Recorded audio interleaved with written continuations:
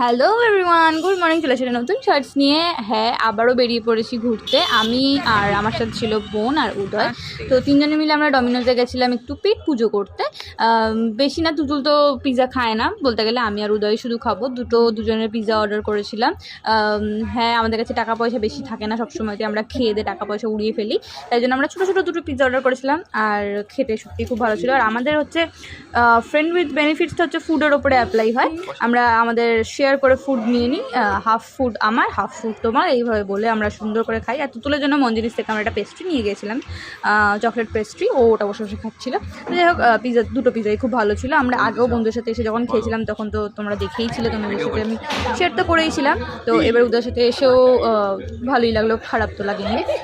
তো হ্যাঁ, এইসব ফালতু ইয়ার্কি ঠাট্টা মারছিলাম, তারপরে ওইভাবেই আমাদের গল্প করতে করতে সময় চলে গেলো। তো এই সব সেটি রয়েছে যার জন্য হচ্ছে থ্যাংকস ফর ওয়াচিং। টাটা। ভিডিওটা কেমন লাগবে জানি।